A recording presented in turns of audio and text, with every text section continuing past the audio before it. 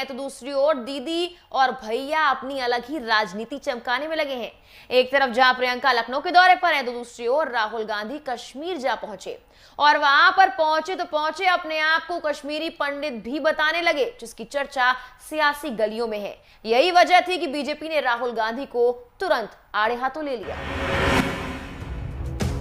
जरा ये टोपी ध्यान से देखिए, ये कभी भी पलट जाती है, कभी भी बदल जाती है। इतनी जल्दी तो गिरगिट भी रंग नहीं बदलता जितनी जल्दी इस सर पर टोपी बदली है।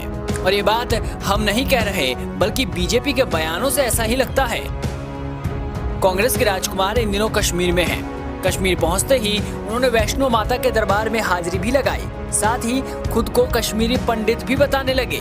कमाल की बात है कि राहुल गांधी हाल ही में अपने दादा फिरोज खान की पुण्यतिथि भूल गए थे और अब खुद को कश्मीरी पंडित बता रहे हैं। कभी यही राहुल गांधी अपने आप को जनेऊधारी बताते हैं तो कभी कश्मीरी पंडित। ऐसे में सबसे बड़ा सवाल ये कि जनता को खुश करने के लिए बारंबार राहुल गांधी को क्यों बताना पड़ रहा है।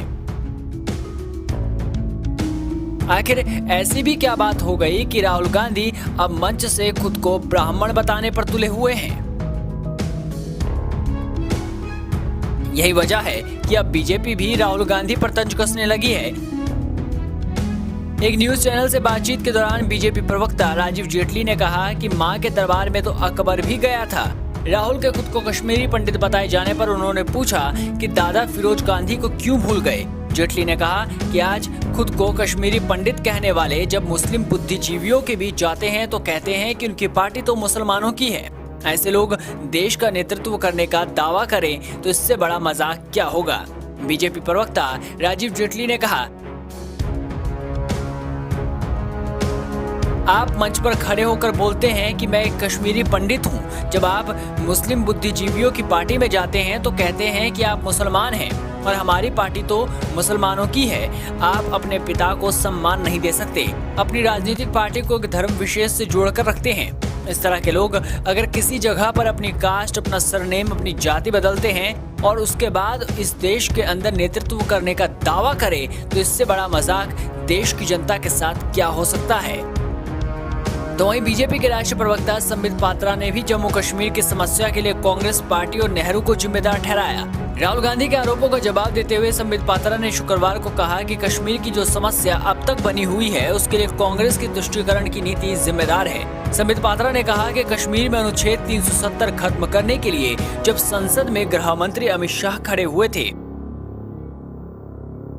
उस वक्त सोनिया गांधी के इशारे पर लोकसभा में कांग्रेस के नेता अधीर रंजन चौधरी ने इसे द्विपक्षीय मामला बताते हुए पाकिस्तान से पूछे जाने की बात कही थी। जहां बीजेपी कांग्रेस पर हमलावर दिखाई दी, उस बीच सबसे बड़ा सवाल यही कि राहुल गांधी को अचानक कश्मीरी पंडित कैसे याद आ गए। धारा 370 के हटने से पहले क्या राहुल गांधी को याद नहीं था कि वो कश्मीरी पंडित है? क्या कांग्रेस को याद नहीं था कि पंडितों के साथ क्या क्या हुआ था? आज जब कश्मीरी पंडितों के लिए घाटी के दरवाजे खुले हैं तो राहुल गांधी को अचानक याद आ गया कि वो भी कश्मीरी पंडित हैं। भाई वाह, क्या कमाल की बात है और क्या सियासी दाव है। वाकई राहुल गांधी की गांधीगिरी अब उन पर ही भारी पड़ रही है। तो अपनी खोई हुई जमीन तलाशने के लिए कहीं पर राहुल गांधी जा रहे हैं, कहीं पर प्रियंका गांधी जा रही है, लेकिन कांग्रेस की इस बीच में मझधार में अटकी हुई नाव को आखिर कौन पार लगाएगा, ये तो आने वाला वक्त ही बताएगा। पिछले कई चुनावों में जो कांग्रेस ने देखा, क्या इस बार भी उनका हाल वैसा ही हो जाएगा? ये चुनाव के नतीजे ही बताएंगे।